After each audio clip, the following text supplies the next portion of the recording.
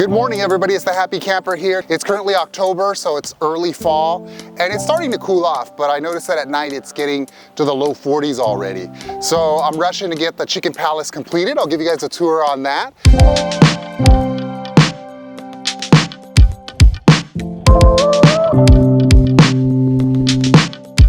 All right, doing a quick tour here on the what I call chicken palace.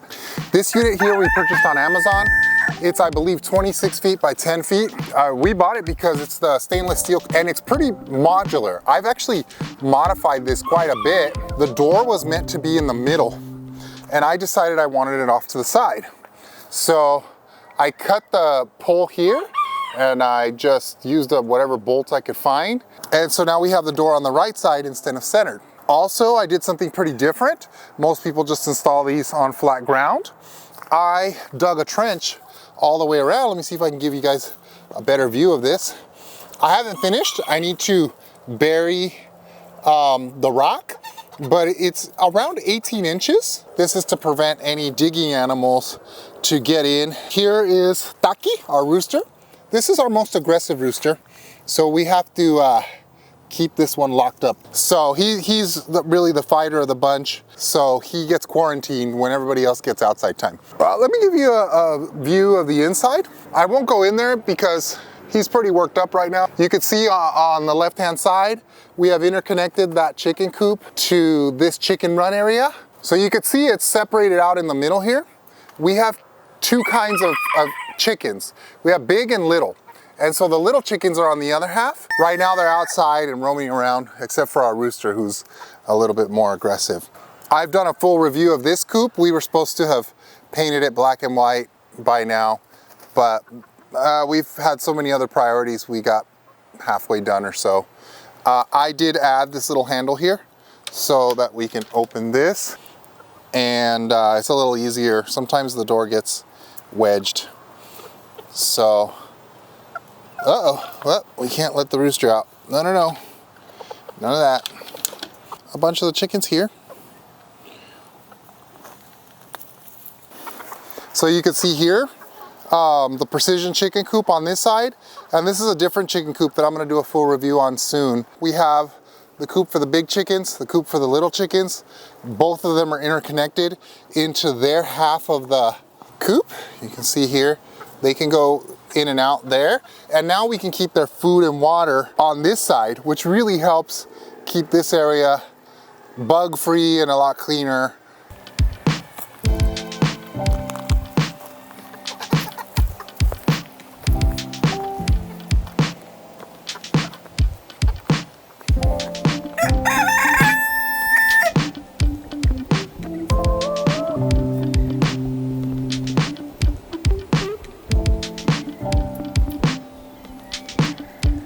I added a door here. This is not how it came from the store.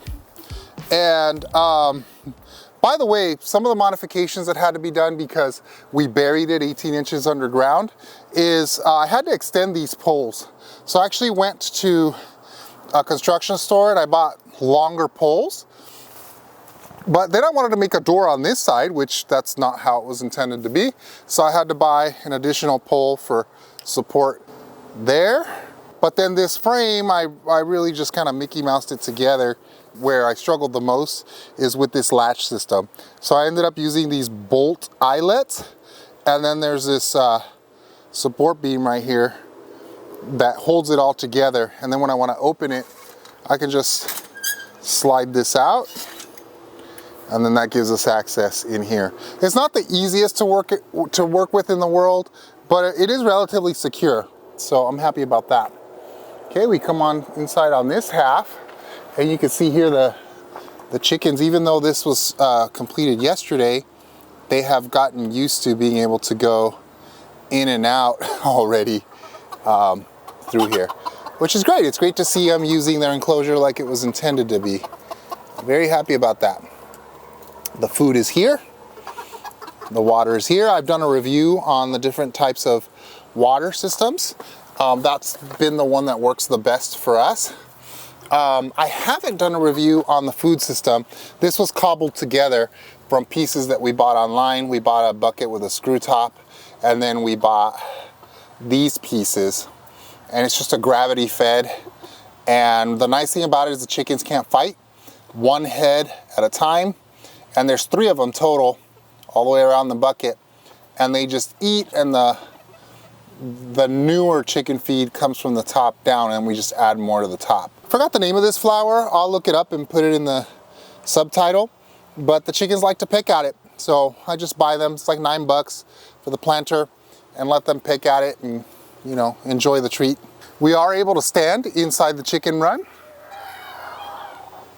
so that's really nice. The tarp covers approximately half of their enclosure and gives them half not exposed. There is mesh here, but it gives them sunshine. This can help keep them cool in the summer, and it can help shelter them from the snow in the winter. I am going to keep an eye on this to see how it holds up with a load of snow. Doesn't snow too much in our area, but last year it snowed more than normal. Here's a look of the chicken run from this side.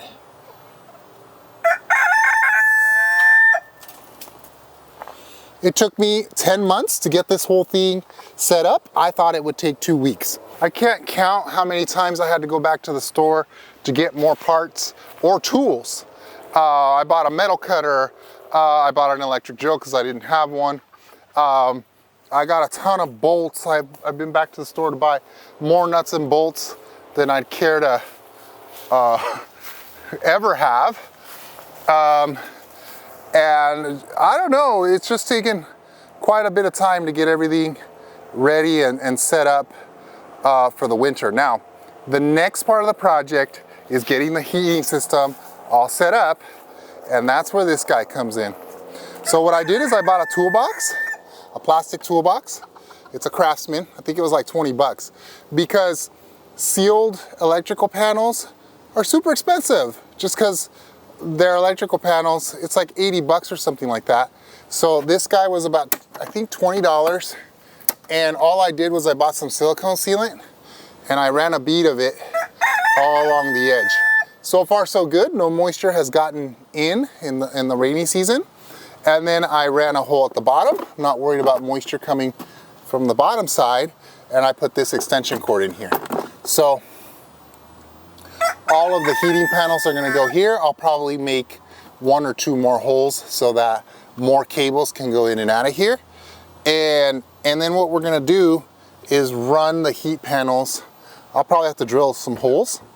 And I have to figure out, I haven't figured this part out, but the heating panels are gonna have to go somewhere in here to provide even heat for all of the chickens. And same on the other side. So I have to figure out exactly where the placement is. I have 2 heating panels for this side and 2 heating panels for this side. And then I have 2 heat lamps. Look at this guy. What you doing, dude? I don't want to use heat lamps inside their chicken coops because that throws off their day-night cycle. So instead what I'm going to do is I'm going to put the heat lamps in here. And I'll hang one on this side, pointing straight down, and one on the other side. And so all of it is going to be triggered by the external thermostat. When the heat lamp turns on, it's going to be directly under where the water source is, and that will help prevent the water from freezing, which is going to be really important. Well, that gives you an idea of kind of what we got going on in the chicken palace. Let me give you guys a view from this end. Hopefully the whole thing stays together and doesn't fall apart. And we're really looking forward to kind of figuring out how it does this winter and through storm season.